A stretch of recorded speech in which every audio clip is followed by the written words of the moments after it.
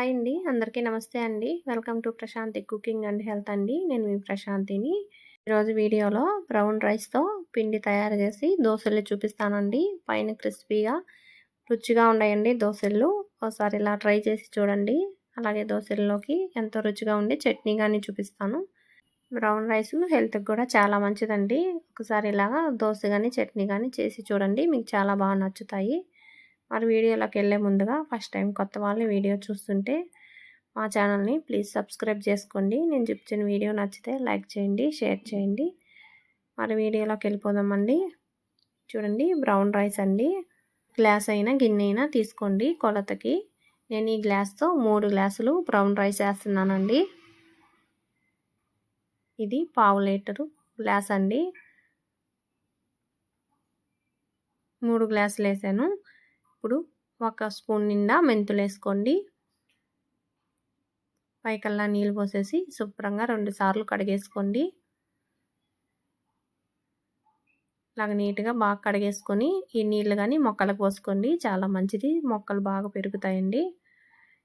చూడండి ఇప్పుడు 2 సార్లు కడిగేసి పైకల్లా నీళ్ళు పోసేసి పైన ప్లేట్ పెట్టేసి ఇవి 6 గంటలైనా 8 గంటలైనా నాననివ్వండి. లేదంటే మీరు ఒక నైట్ అంతా నాననివ్వచ్చండి బియ్యాన్ని. ఇప్పుడు మనం బియ్యం తీసుకున్న గ్లాస్తోని ఒక గ్లాస్ నిండా మినపప్పు వేసుకున్నాను. ఈ మినపప్పు కానీ శుభ్రంగా 2 సార్లు కడిగేసుకొని పైకల్లా నీళ్ళు పోసేసి ఈ మినపప్పు కానీ ఒక 4-5 గంటల సేపు నానబెట్టుకోండి. ఇప్పుడు ఇలా ప్లేట్ పెట్టేసి పక్కన పెట్టేసాను. ఇప్పుడు మనం బియ్యం తీసుకున్న గ్లాస్తోనే హాఫ్ గ్లాస్ అండి సగ్గు బియ్యం. ఈ సగ్గు బియ్యం కానీ 2 సార్లు శుభ్రంగా కడిగేసుకోండి. బ్రౌన్ రైస్లో కొంచెం జిగురుతనం తక్కువ ఉంటుందండి. అందువల్ల మనం సగ్గుబియ్యం వేసుకుంటే మన దోశలు రుచిగా వస్తాయి, నీట్గా వస్తాయి. చూడండి ఇవి కానీ ఒక 4-5 గంటల సేపు నానబెట్టుకోండి సగ్గుబియ్యాన్ని. ఒక గ్లాసు నీళ్ళు పోసి నానబెట్టాను. చూడండి బాగా నానిపోయాయి అన్నీ. బియ్యం కానీ మినపప్పు కానీ అలాగే సగ్గుబియ్యం కానీ అన్నీ నానిపోయాయి. బియ్యం మినపప్పు నేను మళ్ళీ ఇంకొకసారి కడిగానండి. మినపప్పు మాత్రం 2 సార్లు కడిగాను.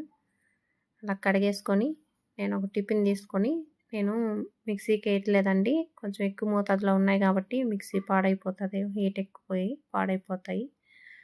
అందువల్ల నేను తడి బియ్యం మిల్లు ఉంటుంది కదండి, దాంట్లో అయితే బాగా పిండి బాగా వస్తుంది, దాంట్లో పట్టించుకుంటున్నాను. మీరు మిక్సీకి వేసుకోవాలంటే ఒక గ్లాస్ 2 గ్లాసులు అలా కొంచెం ఉన్నప్పుడైతే మిక్సీ వేసుకోవచ్చండి.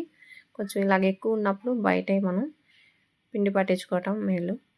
ఇప్పుడు ఒక గ్లాస్ నిండా నీళ్ళు పోస్తున్నాను. ఇవన్నీ వేసేసి ఒక గ్లాసు నీళ్ళు పోసి మూత పెట్టి పిండి పట్టించేసుకుంటున్నానండి.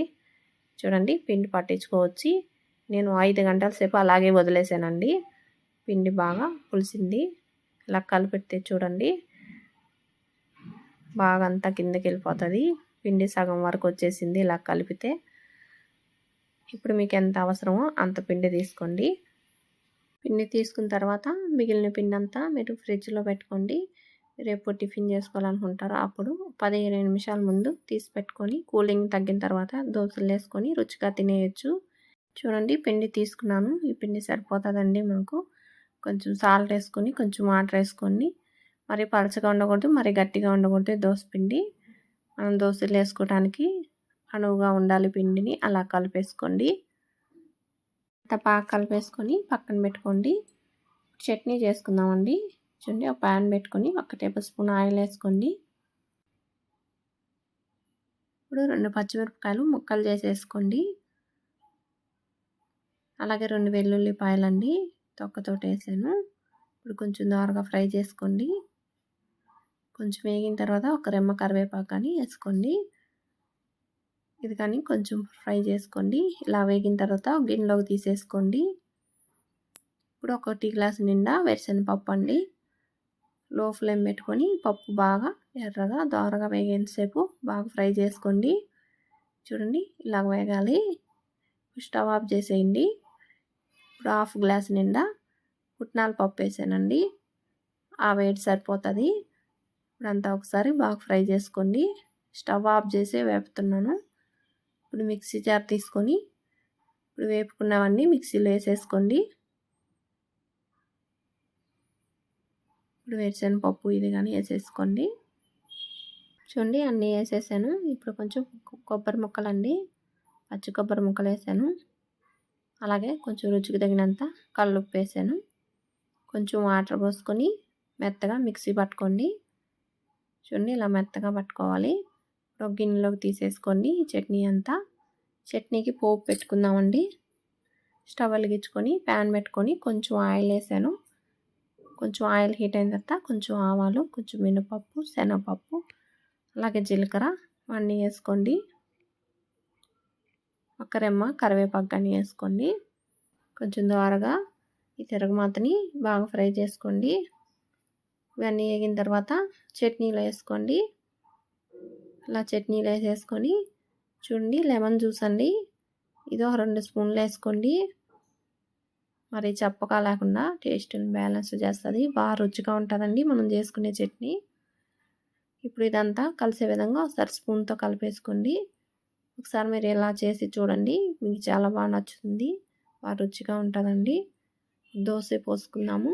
స్టవ్ వెలిగించుకొని దోశ ప్యాన్ పెట్టుకొని కొంచెం వాటర్ చల్లానండి, బాగా హీట్ అయింది. ఇప్పుడు దోశ ప్యాన్ మీద గరిటెతో పిండి తీసుకొని పిండి వేసుకొని బాగా ఇలా స్ప్రెడ్ చేసుకోండి.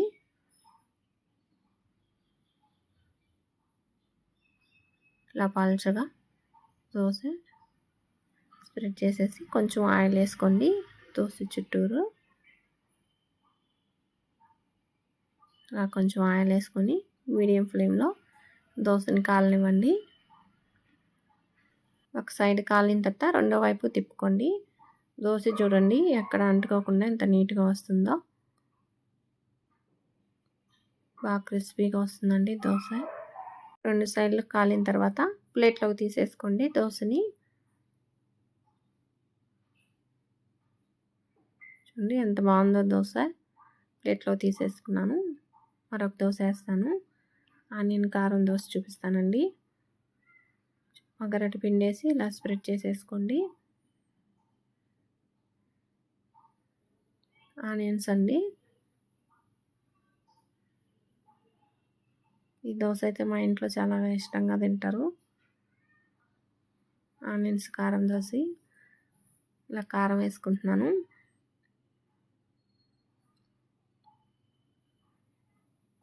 ఇలా కారం వేసుకొని కొంచెం ఆయిల్ వేసేసుకోండి.